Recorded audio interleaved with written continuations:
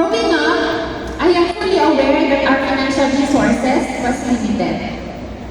May mga pagkakataon at madalas ako po'y pumapasok sa eskwelahan na ang aking tsinelas o ang aking sapatos ay butas. At normally, especially nung ako po ay elementary and high school, naglalakad lang po talaga ako papunta sa school. So that's about a kilometer or more than a kilometer. So nung ako po ay elementary, though we are living in the heart of Puerto Princesa City, yung aming pong tahanan ay walang kuryente. So, ako po ay nag-aaral gamit ang ilaw ng lampara. So, sanay po ako mag-aral sa dilim. May mga pagkakataon din na ako ay nagtitinda ng gulay sa aking mga teachers nung ako po ay elementary kasi nga wala po akong baon. So yung harvest namin dahil sa aking maliit na garden, yun po yung ibinibenta ko sa aking mga teachers para meron po ako pambili ng snacks sa school. There were also instances that I had to clean empty bottles and sell them in the public market so I have money to buy pad papers and notebooks at the beginning of school year. May ilang pagkakataon din noon, I think nung ako po ay grade 2 or grade 3, kapag wala na kaming pera, ang ginagawa ng nanay ko, buburahin na lang kasi since lapis lang naman yung nakasulat doon sa pad paper, so pwede burahin. So binubura na lang ng nanay ko para meron ako magamit ulit. So in short, recycling. Diba? That's the perfect example of recycling. But all of that didn't stop me from doing my best in school. I was a consistent honor student and graduated valedictorian of our class in elementary in Mateo Higlis Memorial Elementary School.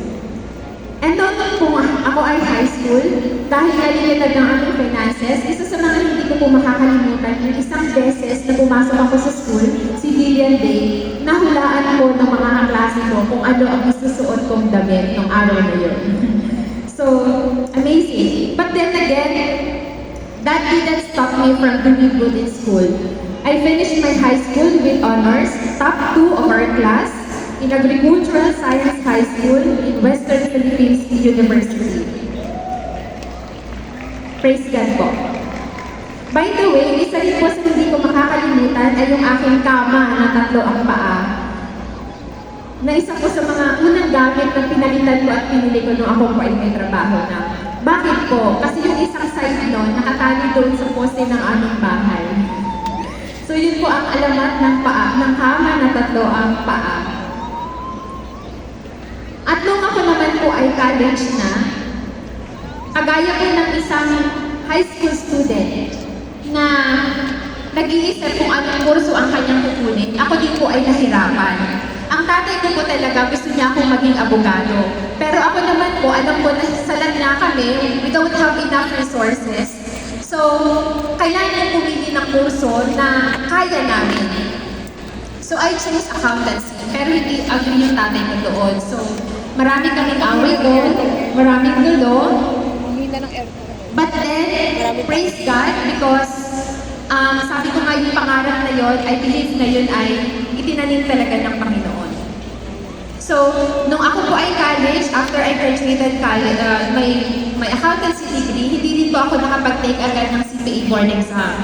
Because, limited nga po yung financial resources. So, by the way po, yung na-mention ko lang na magulo nung college, kapag ikinuwento ko po yung buong story, masasabi ko po na yung buhay ko ay pang-maalaala ko kaya.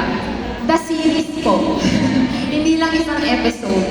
So kung merong action star, may drama queen, may comedy queen, and king, nagawa ko po yan lahat. Pero hindi ko po kayang akwento lahat dito. So nagawa ko tumalon sa bintana, may mga habulan, nangyari po yun lahat.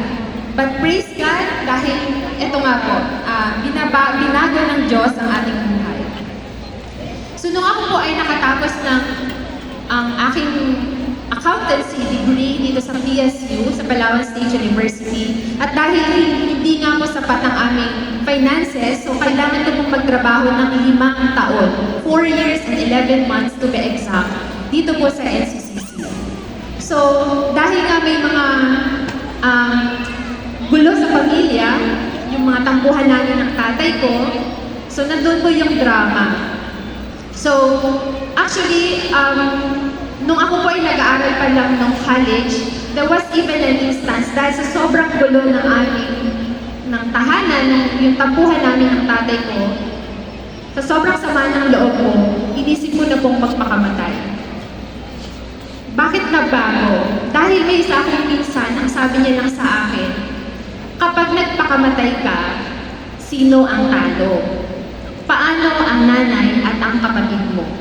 At dahil doon, nagbago ko yung pananaw ko sa buhay at sabi ko, lalaban ako, magtatapos ako. Kaya nung ako po ay nakapagtapos, nagtrabaho po ako sa NCCC, ganun pa din. Siyempre, yung mga tampuhan namin, may mga challenges pa rin po sa buhay. And in the middle of those chaos, sa gitna ng maraming iyak ko sa Panginoon, isang araw nagtanong ako sa Lord. Sabi ko, God, all my life, I obeyed my Father.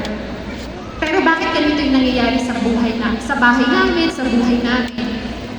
Nabuhay ba ako para lang dito? Pinanganak ba ako para lang mag-suffer? Para lang maranasan ang lahat ng to? Ano ang purpose ng buhay ko?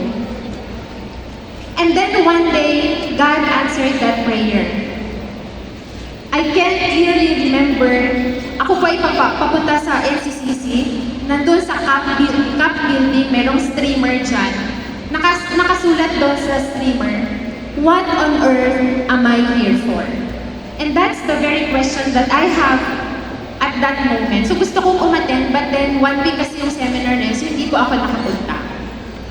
But thank God and praise God because somebody in NCCC, nakasama ko sa work, responded to the call of God, nag-open po siya ng life group. Siya po ay nagtagalan church din. So, because of that life group or cell group, ako po ay naabot. Doon po nagsimula yung aking journey with the Lord. That's where my walk and journey with the Lord started. So, in 2006, by continuously attending the life group or the cell group, in 2006, I accepted the Lord as my Savior and the Lord of my life. And in 2007, 2 weeks after my 25th birthday, I decided, nobody invited me to go to church, but I decided that I will stay in Life Church Manila. Life Church, dito po sa Junction 2. So, handa po akong tanggapin yung sasabihin ng mga magulang ko at the time. And true enough, nung mga panahon ko na yon, amazed po ako every time ako po ay uma-attend ng service. Because every time na naririnig ko yung mga sinasabi ni Pastor, it feels like alam na alam ni Pastor Anso yung mga pinagdadaanan ko sa buhay. So, and one of the preachings na hindi ko po makakalimutan is that yung sinabi niya in Isaiah 55:10-11, which says, I will quote, as the rain and the snow comes down from heaven and do not return to it without watering the earth and making it bud and flourish, so that it yields seed for the sower and bread for the eater. So is my word that goes out from my mouth. It will not return to me empty, but it will accomplish what I desire and achieve the purpose for which I sent it. A dry land and the word of God is like a dew of the rain that we are, yung buhay natin, ang sinabi ni Pastor doon is that, yung buhay natin, kagaya siya ng isang lupang tigam, na kapag nakatanggap ng ulan, which is, or the living water, the word of God, hindi ito magbabago. Yun po talaga yung natanim hanggang ngayon, tandang-tanda ko yung araw na yon na na-receive ko yun na hindi pwedeng hindi magbago ang buhay ko dahil nakatanggap ako kay Kristo. So, in 2008 po, after 5 years na ako ay nakatapos ng college, I decided to take a leap of faith and went to Manila to take the CPA board exam. And praise God, takot na takot po ako noon. It's another story, but because of the promises of God that I have in my heart, I know that I will make it. So, on my first attempt, ako po ay nakapasa. And then after that, I landed a job in Taguig City. Hanggang ngayon, nandoon po ako nagtatrabaho. At ito pong company namin na to, after 5 years na nandoon po ako sa company, I was given the opportunity to be a full scholar of the company, to be their scholar in law school in San Beda University, College of Law, one of the top law schools in the Philippines. All expenses paid, and my only job description at that time is to study, while receiving my full compensation plus allowances. Kung noon pong college ako, hirap na hirap akong makabili ng libro ko. But this time, because God has blessed me and favored me, wala po akong problema. And in 2018, I took the bar exam, having the promises of God. Again, before po ako nag-take ng bar exam ng 2018, confident po talaga ako na papasa ako. Hindi dahil magaling ako, but because may pangako na ang Diyos sa akin. And even my classmates, nakasama ko sa life group, nung ako po ay nasa San Beda, alam po nila yun that year, I was claiming that year as my year of harvest. So, after po ako makapasa ng bar exam, I was promoted as senior manager, and right now, I am one of the senior assistant vice presidents of our company, the head of legal affairs office, handling various legal matters of our core business, and of course, plus the complementary business lines. So sa lahat po ng ito, ng aking pinagdaanan, ito po ang aking natutunan, na ang kaaway po, pilit man niyang nakawin ang mabuting plano ng Panginoon sa ating buhay. Subalit kapag tayo po ay tunay na nagtiwala sa Kanya, hindi pwedeng hindi magbago ang ating buhay. Those who put their trust in the Lord will never be put to shame. Sabi nga po sa John 10:10, "The thief comes not but to steal, kill, and destroy, but Jesus came that we may have life and have it to the full."